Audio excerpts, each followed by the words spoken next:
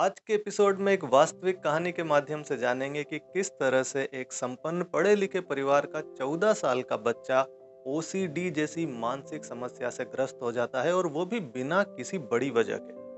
उसके बाद ये जानेंगे कि इस परिवार से क्या गलतियां हुई कि मेरे पास आने के 4 साल पहले से ही ये इस मानसिक पीड़ा को भुगत रहे थे। और अंत में मैं आपके साथ साझा करूंगा कि आपको किन बातों का ध्यान रखना चाहिए कि आपके आसपास इस तरह की घटनाओं की पुनरावृत्ति ना हो। The cases are more than 4 years old. We are committed to not to reveal the identity, location, and the period of client. Our purpose is to make understand the life and you become able to help your near and dear ones. एक माँ अपने बेटे को लेकर मेरे पास आती है। बेटा काफी खुशमिजाज दिखाई दे रहा था, प्रसन्न दिखाई दे रहा था। उम्र थी 14-15 साल। अब माँ ने बेटे की प्रॉब्लम को बताना शुरू किया।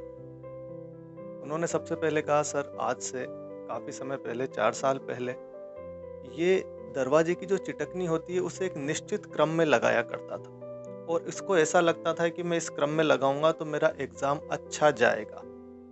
और सर उस समय इसकी ज़्यादा हाथ धोने की आदत पड़ गई थी।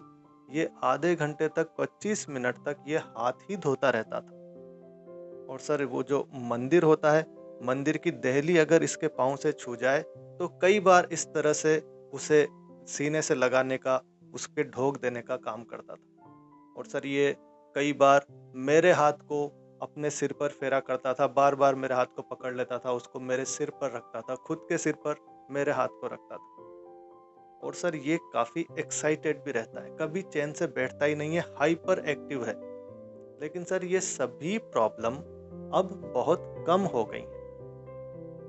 अब यहाँ पर मैं ये महसूस कर रहा था कि ये सारी की सारी समस्याएं मुझे एक निश्चित क्रम में बताई जा रही हैं और कुछ चीज़ें मेरे दिमाग में डालने की कोशिश की जा रही है। लेकिन मैं चुप रहा।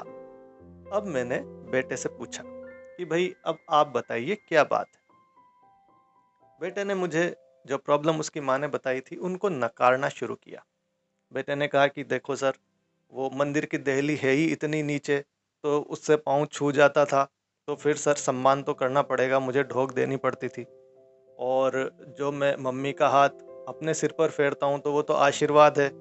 माँ बेटे के बीच में तो माँ बेटे का प्रेम है, तो इतना तो होना चाहिए। वो काफ़ी मुस्कुरा कर कह रहा था, विश्वास के साथ कह रहा था।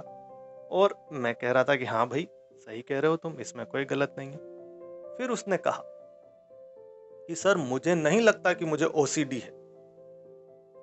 मैंने उससे पूछा, भाई ये ओसीडी क्या होता है, कहाँ से तुम्हें पता चला? उसने कहा कि सर मुझे 4 साल पहले से ओसीडी था, पर अब मैंने इसको कंट्रोल कर लिया है। मैंने पूछा भाई कैसे? अब उसने यहाँ से जो मुझे बताना शुरू किया, ये बहुत दुखद बातें थी जो उसने बताई। उसने कहा कि सर पिछले 4 साल में इस शहर में मैंने इनसे इतने सेशन ले लिए हैं, फिर दूसरे शहर में इनसे इतने सेशन ले लिए हैं, सीबीटी के, एनएलपी के, साइकोथेरेपी के, इनसे मैंने ऑनलाइन लिए हैं। अपनी पूरी 4 साल की साइकोलॉजिकल सेशंस की उसने हिस्ट्री बताई और लगभग 70 से ज़्यादा सेशंस वो ले चुका था।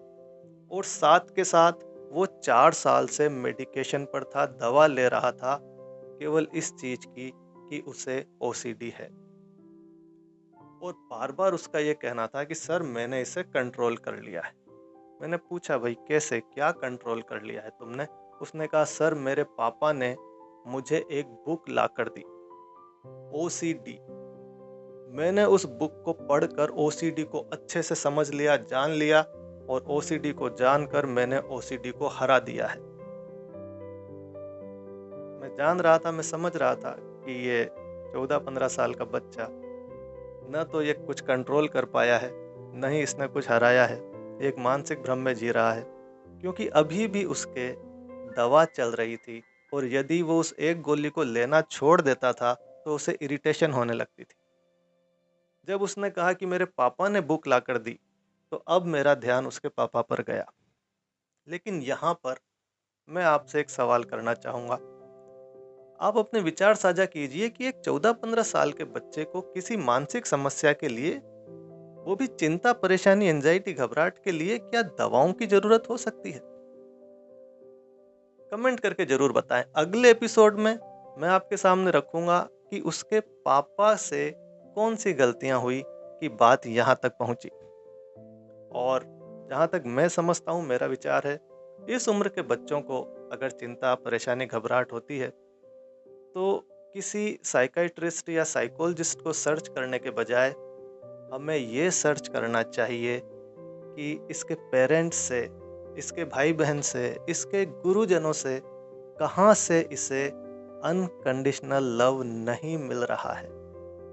अरे ऐसे बच्चों को खेल के मैदान में उतरने दो, किसी नदी, तालाब, स्विमिंग पूल में नहाने दो, तैरने दो। इन्हें ले जाओ गौशाला में कहीं, वहां पर इन्हें बछड़ों के साथ दौड़ने दो, गायों की सेवा करने दो, और कई तरीके हो सकते हैं। इन्हें किसी एनजीओ से जोड़ दो, श्रमदान करने दो, कई तरीके हो सकते हैं दोस्तों। लेकिन इन्हें मेडिकेशन दिया जाना चाहिए, नहीं दिया जाना चाहिए, मेरी राय में तो ये उचित नहीं है। अगले एपिसोड में क्या गलतियां हुई इसके पापा से, इसको मैं आपके सामने रखूंगा। देखने के लिए बहुत बहुत शुक्रिया। मिलते हैं अगले एपिसोड में।